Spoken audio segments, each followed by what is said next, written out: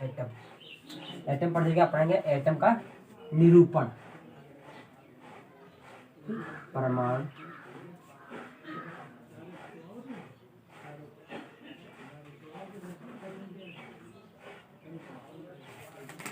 निरूपण।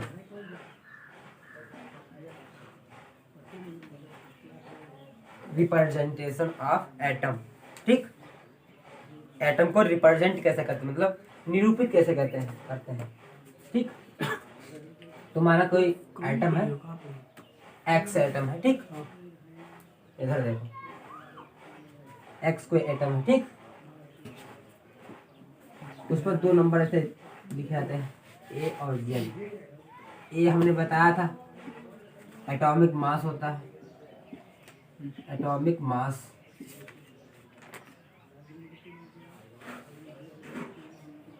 जेड क्या होता है, एटॉमिक नंबर होता है, एटॉमिक नंबर। ठीक, एटॉमिक नंबर होता है जेड। ए क्या होता है, एटॉमिक मास। ठीक, एटॉमिक मास बराबर होता है, एटॉमिक मास होता है बराबर है प्रोटॉनों की संख्या, number of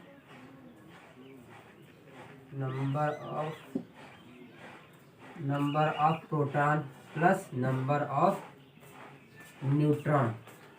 number of proton और नंबर ऑफ न्यूट्रॉन के बराबर होता है एटॉमिक मास। ठीक, लेकिन एटॉमिक नंबर किसके बराबर होता है, एटॉमिक नंबर होता है नंबर ऑफ प्रोटॉन के बराबर होता है। एटॉमिक नंबर, हाँ, नंबर होता है नंबर ऑफ प्रोटॉन के बराबर होता है एटॉमिक नंबर। ठीक, एटॉमिक नंबर किसके बराबर होता है, नंबर ऑफ प्रोटॉन के बराबर होता है। ठीक, नंबर ऑफ प्रोटॉन के बराबर होता है। आप देखते हैं, मतलब ये होता है रिप्रेजेंटेशन ऑफ परमाणु। ठीक, एटम की रिप्रेजेंटेशन। ऊपर वाला जो संख्या होती है वो एटॉमिक मास को रिप्रेजेंट करती है। उसमें क्या छुपा होता है, नंबर ऑफ प्रोटॉन और नंबर ऑफ न्यूट्रॉन छुपे होते हैं। ठीक, एटॉमिक मास में, एटॉमिक नंबर में कौन कौन चीजें छुपी होती है, केवल नंबर ऑफ प्रोटॉन छुपा होता है। ठीक, ठीक, लेकिन ये कोई न्यूट्रल स्पीसीज है। ठीक, इस पर कोई चार्ज तो है नहीं, इस पर कोई चार्ज तो है नहीं। चार्ज नहीं है तो इसका मतलब कि प्लस चार्ज और माइनस चार्ज बराबर की संख्या में होंगे। ठीक, यानी कि प्लस चार्ज किस पर होता है, प्रोटॉन पर। माइनस चार्ज किस पर होता है, माइनस चार्ज होता है इलेक्ट्रॉन पर। यानी कि प्रोटॉन में नंबर ऑफ, यानी कि प्लस जितना चार्ज होगा, प्लस चार्ज किसके बराबर होगा, माइनस चार्ज के बराबर होना चाहिए था ना। प्लस चार्ज होना चाहिए माइनस चार्ज के बराबर, तभी तो मतलब क्या होगा, चार्ज 0 शो करेगा कोई एटम। ठीक, उस पर चार्ज नहीं शो करेगा। इसलिए नंबर ऑफ प्रोटॉन जो होता है वही प्लस चार्ज होता है ना, इसलिए नंबर ऑफ प्रोटॉन जो होता है वही होता है नंबर ऑफ इलेक्ट्रॉन के बराबर। नंबर ऑफ इलेक्ट्रॉन के बराबर होता है, नंबर ऑफ इलेक्ट्रॉन के बराबर होता है। ठीक, इसीलिए number of proton number of electron के बराबर होता है। तो इससे क्या निकल के आया, इससे हमें पता चला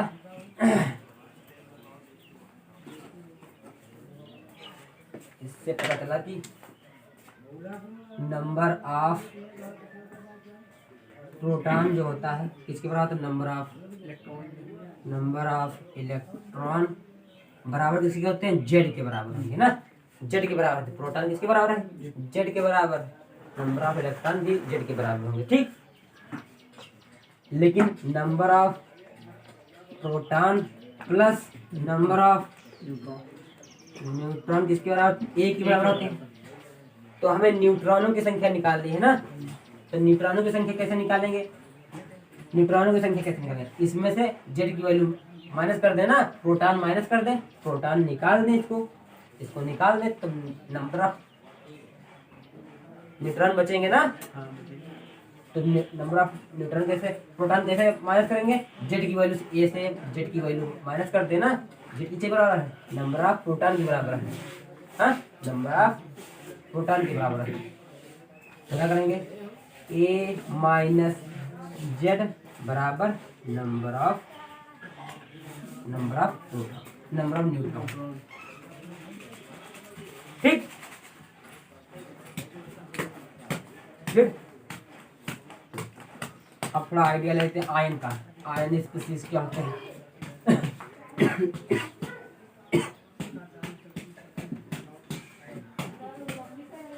आयन क्या है? आयन आयन आयन आयन दो प्रकार के होते हैं, कैटायन एनायन।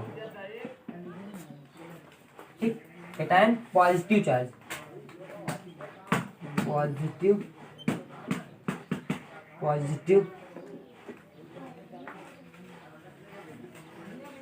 चार्ज। ठीक, ये negative charge, negative charge.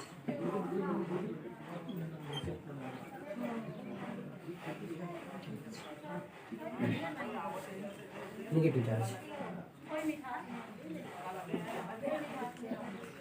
Negative charge को कहते हैं। ठीक, लेकिन आयन, आयन क्या है? इसकी परिभाषा क्या लिखेंगे? आयन किसी आवेशित, क्या लिखेंगे? किसी आवेशित अणु या परमाणु को हम आयन कहते हैं। ठीक, किसी अणु या परमाणु को, किसी आवेशित हो गया, किसी आवेशित। ठीक, आवेशित यहाँ पर आवेशित। ठीक, किसी आवेशित अणु या परमाणु को हम आयन कहते हैं। ठीक, वो आयन दो प्रकार के होते हैं, कैटायन एनायन। पॉजिटिव चार्ज है तो कैटायन और नेगेटिव चार्ज तो एनायन। ठीक, अब एनायन और कैटायन चार्ज उत्पन्न कैसे होते हैं, कैसे उत्पन्न होते हैं, कैसे आते हैं, अब इसे देख लेते हैं।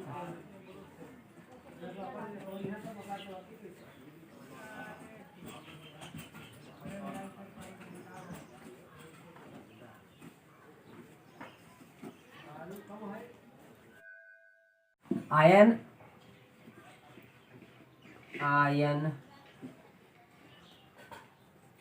इलेक्ट्रॉनों के ग्रहण या करने या फिर त्यागने पर उत्पन्न होते हैं। ठीक, इलेक्ट्रॉनों के त्यागने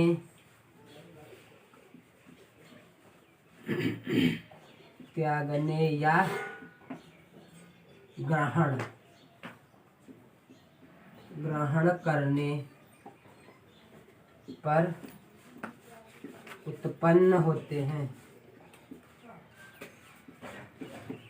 उत्पन्न होते हैं। ठीक, आयन इलेक्ट्रॉनों के ग्रहण करने या इलेक्ट्रॉन के त्यागने या ग्रहण करने पर उत्पन्न होते हैं। ठीक,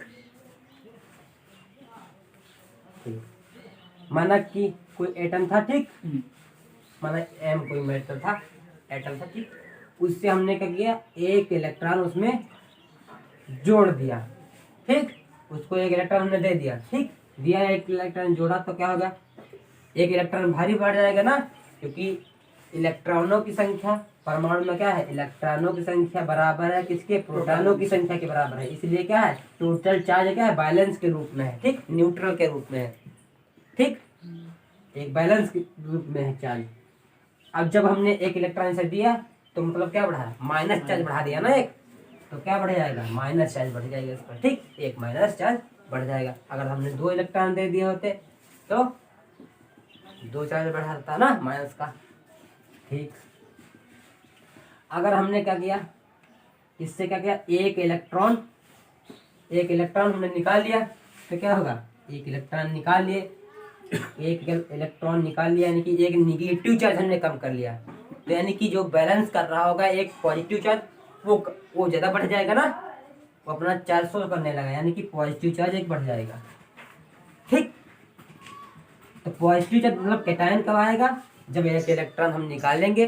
ठीक, और नेगेटिव मतलब एनायन कब आएगा, जब एक इलेक्ट्रॉन या फिर जितने इलेक्ट्रॉन देंगे उतने एनायन चार्ज आएंगे। ठीक, जितने इलेक्ट्रॉन हम निकालेंगे उतने कैटायन चार्ज आएंगे। ठीक, माना कि 2 अगर इलेक्ट्रॉन निकालते हम तो 2 पॉजिटिव चार्ज आते। ठीक, क्लियर।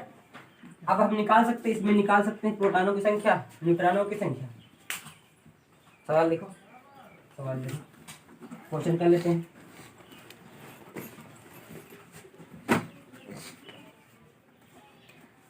क्वेश्चन कर ले।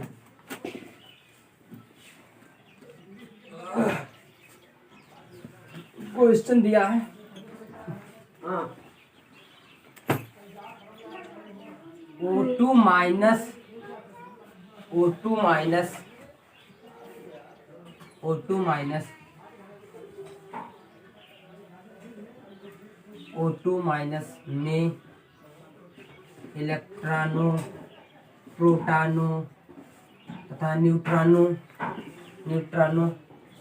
की संख्या ज्ञात कीजिए।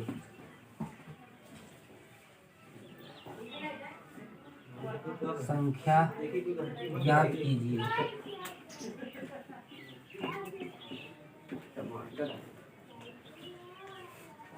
ज्ञात कीजिए। ठीक, देखो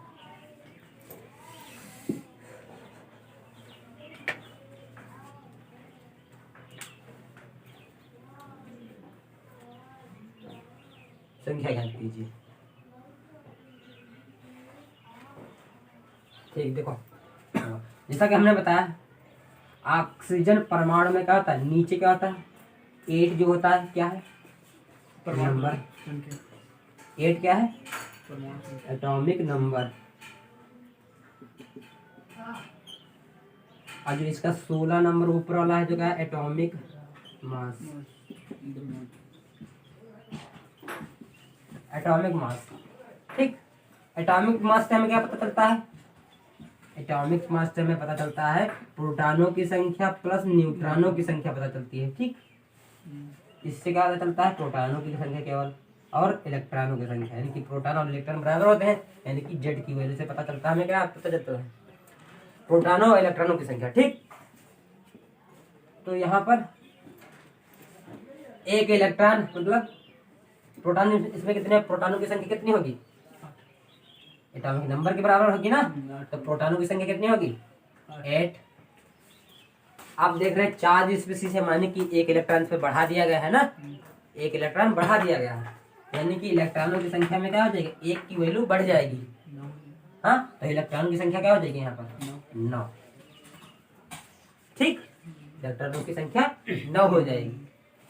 अगर न्यूट्रॉनों की संख्या निकालनी है तो क्या करेंगे ए माइनस जेड करेंगे, तब निकल आएगी न्यूट्रॉनों की संख्या ना।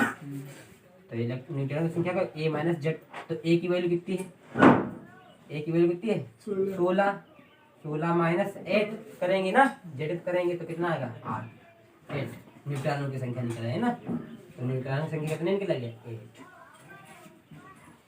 ऐसे सवाल लगा लिया जाएगा। ठीक, इसका मतलब इलेक्ट्रॉनों की संख्या निकालने के लिए शॉर्टकट मेथड है। देखो क्या है, बढ़िया है, मस्त एक फार्मूला बढ़िया है।